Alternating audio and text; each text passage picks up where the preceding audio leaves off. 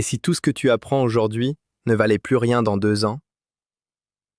Ce n'est pas une provocation, c'est ce que les données montrent. En tech, la durée de vie moyenne d'une compétence technique est d'environ 2 ans. 2 ans, et elle est dépassée. Alors si tu passes ton temps à apprendre des outils, des logiciels, des frameworks, tu cours après quelque chose qui disparaît. C'est exactement le problème qu'a posé Kian Catanforouche, expert en IA à Stanford. Et il a aussi identifié la solution. Catanforouche fait une distinction simple mais puissante. Il y a les compétences périssables, liées à une technologie précise. Utiles maintenant, obsolètes vite. Et il y a les compétences durables, celles qui restent pertinentes dans 10 ans, 20 ans, peu importe ce que l'IA invente d'ici là. La différence? Les compétences durables sont humaines et cognitives. Elles ne se téléchargent pas, elles se construisent. 1. L'agentivité. C'est la capacité à faire travailler l'IA pour toi, pas l'inverse. Beaucoup de gens utilisent l'IA passivement.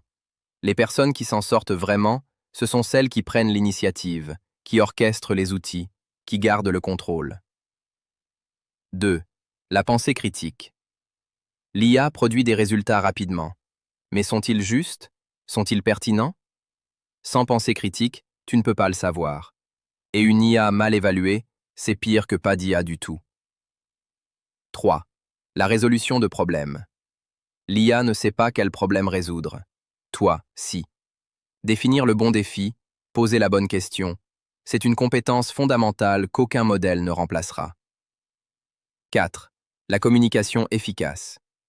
Que tu parles à un humain ou que tu donnes des instructions à un agent IA, la clarté de ta pensée détermine la qualité du résultat. Communiquer bien, c'est devenu une interface. 5. La littératie en IA. Tu n'as pas besoin de coder un modèle, mais comprendre comment l'IA fonctionne, ses biais, ses limites, c'est ce qui te permet de l'utiliser intelligemment plutôt que de t'y soumettre aveuglément. 6. Le raisonnement. Catanforouche est direct là-dessus. Les universités enseignent des faits. Ce qu'elles devraient enseigner, c'est comment penser. Structurer un argument, raisonner sous incertitude. C'est ça, la compétence de base. 7. La compréhension du code. Plus besoin de mémoriser chaque syntaxe, mais savoir lire le code, détecter une erreur, évaluer le travail d'un agent, ça te permet d'aller 10 fois plus vite que quelqu'un qui laisse tourner l'IA sans supervision. Ce que Catanforouche appelle ta défendabilité sur le marché du travail, ce n'est pas la liste des outils que tu maîtrises, c'est la profondeur